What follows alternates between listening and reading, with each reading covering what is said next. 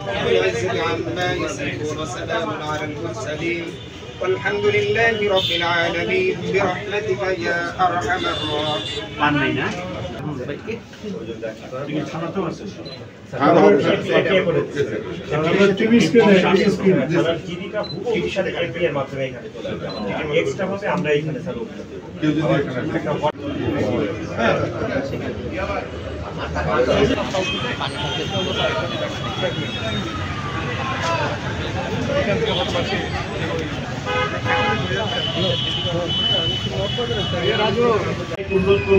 Digital platform ব্যবহারে সতর্ক থাকুন।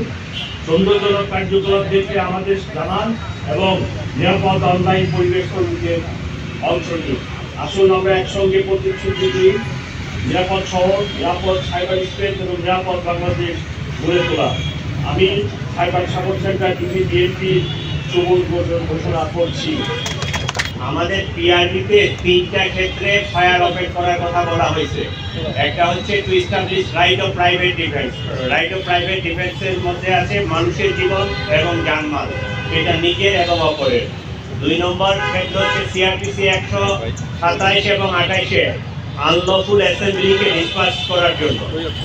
3 নম্বর ক্ষেত্র আছে কোন যাবজ্জীবন প্রাপ্ত এবং মৃত্যুদণ্ড প্রাপ্ত কোন আসামির অ্যারেস্ট এক্সিকিউট করার জন্য। সে যদি অ্যারেস্টকে অ্যাভয়েড করার জন্য পালিয়ে যেতে চায় তাহলে সেক্ষেত্রেও ফায়ার ওপেন করা যাবে। এই 3টা ক্ষেত্রে যেটা পিআরবি 153-তে স্পেসিফিক্যালি বলে দেওয়া আছে।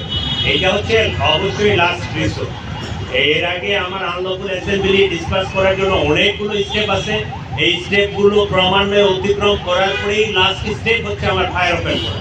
একইভাবে আমার ওই অ্যারেস্ট এক্সিকিউশন করার জন্য এবং রাইট অফ প্রাইভেট ডিফেন্সে পেনাল কোডের 96 থেকে 106 এখানে 2টা ধারায় স্পেসিফিক বলে দেওয়া আছে। 103 আর একটা ধারায় মনে নাই যে কোন ক্ষেত্রে পুলিশ ফায়ার ওপেন করতে পারবে এবং কতটুকু কি করতে পারবে, এটা বলা আছে। এইটা আইন, এটা আমাদের নিজস্ব কোনো মতামত না, এটা বাংলাদেশের এক্সিস্টিং আইন। এই আইনটা আমরা আমাদের সহকর্মীদেরকে জাস্ট স্মরণ করিয়ে দিয়েছি, তারা যেন ভীত সন্ত্রস্ত না হয়ে পড়ে, তারা যেন মনোবল না হারায়।